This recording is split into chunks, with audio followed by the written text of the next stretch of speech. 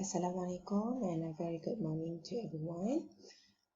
Okay, so now we start with the first SPS, which is Science Process Skill yang pertama, ya. Kemahiran proses sains yang pertama iaitu observation. What is observation? Kita membuat pemerhatian. What is observing? Okay, observing is we use our all senses to obtain information. Macam awak dah tengok dalam video tadi kan. Okay, apabila kita nak menjawab soalan, so normally soalan observation, soalan pemerhatian, okay, dia akan datang bersama dengan satu lagi kemahiran proses sains iaitu kemahiran membuat inference, or we call it inference, making inference, ya. So, apa maksud observation? Apa maksud inference? Observation ialah awak membuat pemerhatian. Okay, state what you see in the picture, table or graph. Okay, ini kalau kita nak jawab latihan yang saya beri tadi, ya. Okay, so what can you see? What can you see about the picture? What can you see about the table? What can you see about the graph? Okay, what can you observe? Okay, apa yang awak dapat perhatikan berdasarkan daripada gambar yang terdapat pada soalan.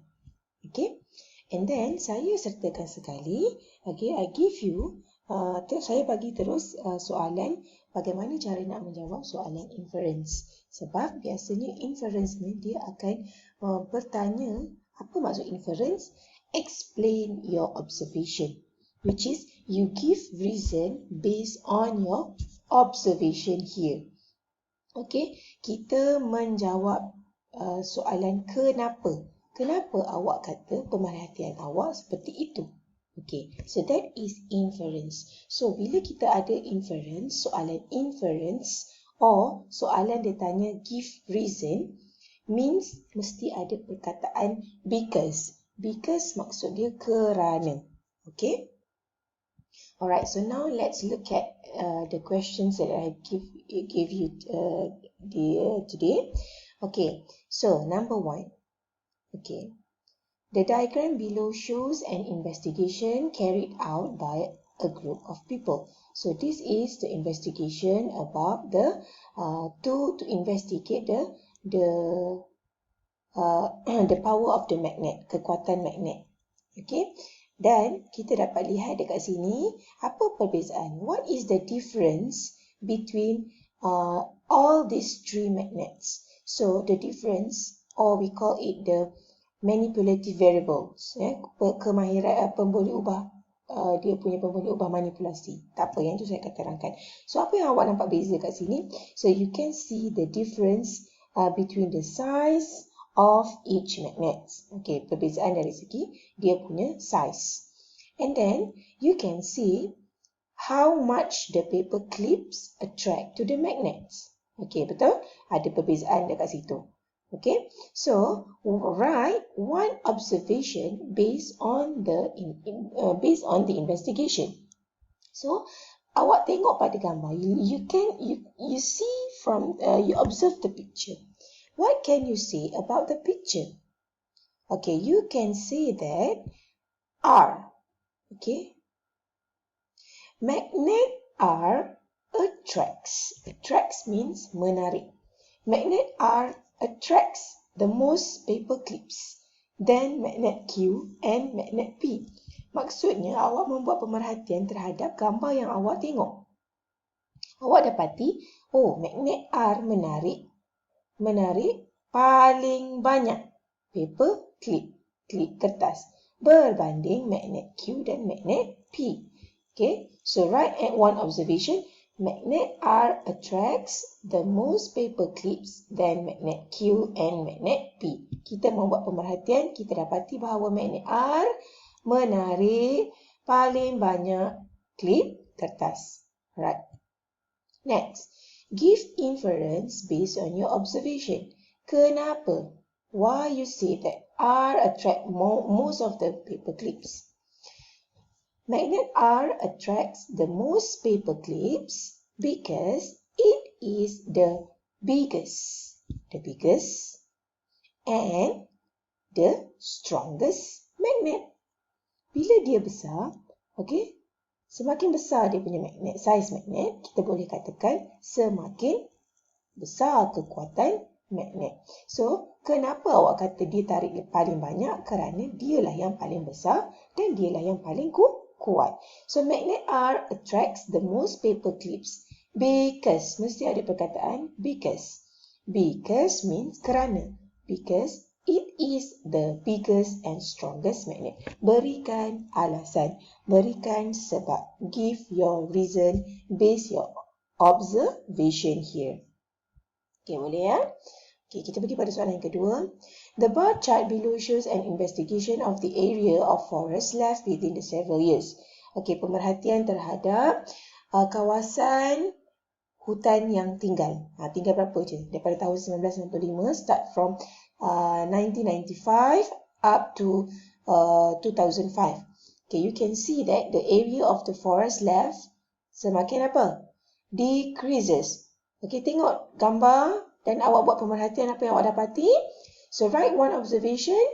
The area of the forest left is decreases. Decreases. Decreases maksudnya menurun. Itu yang awak dapati berdasarkan graf. So, yang ini berdasarkan graf. Awak dapati dia punya graf dia menurun. Menurun maksudnya decreases. Decreases. Itu menurun. Okay. Based on the observation, give one reason. So, kalau soalan dia tanya give one reason, soalan ni adalah soalan inference. Okay.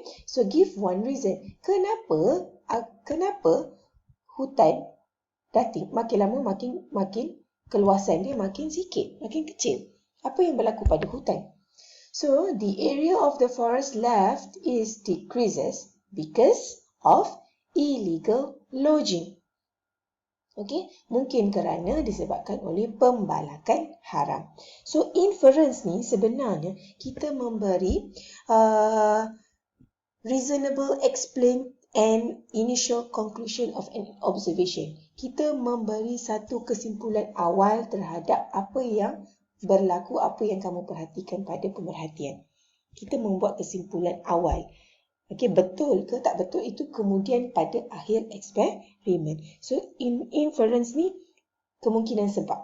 Okey, sebab-sebab yang boleh berlaku. Kenapa? Okey, jadi the area of the forest left is decreases because of illegal logging. Bagilah sebab yang munasabah. Okey. Alright, next. Soalan ketiga ya. The diagram below shows an investigation carried out by a group of people. Okay, so you look at the picture given. So plan A and plan B. Okay, you can see the sun here, and then we have the black paper. Okay, cover the plan A. So write one observation about plan A and B. Bila dia suruh beri pemerhatian terhadap kedua-dua gambar, kepada dua-dua keadaan, plan A and plan B. So, awak kena nyatakan kedua-dua sekali. So, apa pemerhatian boleh kita nyatakan? Mungkin selepas seminggu. So, plan A is dead, while plan B is still alive. Okay? Itulah pemerhatian kita. Yang kita dapati mungkin selepas seminggu. Biasanya dia akan tulis after 1 week. Macam tu. So, write one observation. Plan A is dead, while plan B is still alive. Okay, so give reasons based on your observation. Kenapa awak kata plan A mati, plan B masih hidup? Plan A is dead because it does not get the sunlight, while plan B is still alive because it get the sunlight. So this is the investigation about the basic needs of plants. The sun. Okay. Cahaya. Cahaya merupakan salah satu daripada keperluan asas. So, dia sedang mengkaji tentang keperluan asas cahaya. Okay. So, kita berikan sebab berdasarkan eksperimen tu. Tengok berdasarkan sebab yang munasabah kat dalam ni adalah disebabkan oleh dia tak dapat cahaya matahari. Because it does not get the sunlight, while plan B is still alive because it get the sunlight. Okay, number 4. The diagram shows the size of 2 chickens that are reared by a farmer after 1 month. Okay, keadaan yang dibela. Okay, keadaan ayam yang dibela oleh, yang diternak oleh seorang petani. So, look at the different size between chicken A and chicken B. So, write one observation based on the investigation. So, chicken B is bigger. Apa yang awak nampak daripada gambar? What can you observe from the picture? What is the difference? So, you can see that chicken B is bigger than chicken A. Itu pemerhatian yang boleh awak perhatikan. So, nyatakan, chicken B is bigger than chicken A. Explain your observation. Yang ini pun adalah contoh soalan inference. Explain your observation means berikan sebab. Chicken B is bigger because it gets more foods than chicken A. Kenapa dia besar? Mestilah sebab dia makan banyak. So, chicken B is bigger because it gets more foods than chicken A. Okay. Seterusnya soalan. A grape is inserted into water as shown in the investigation below. Okay, ada sebiji anggur dimasukkan ke dalam air. Apa pemerhatian yang boleh kita buat? Apa yang akan berlaku kepada grapes? What happened to the grape? So, the grape sinks in the water. Okay, dia akan tenggelam ke dalam air. The grape sinks in the water. Anggur tenggelam di dalam air. Walaupun dia tak tunjuk anggur tu tenggelam dalam air, tapi itu adalah pemerhatian yang boleh awak buat kalau awak buat betul-betul. Apa yang berlaku? Awak dah buat hari tu kan eksperimen? Okay, so the grape sinks in the water. Write your inference based on your answer. So, ini adalah soalan tentang apa? Tentang float and sink. Betul? Tajuk tahun 3. So, the grape sinks in the water.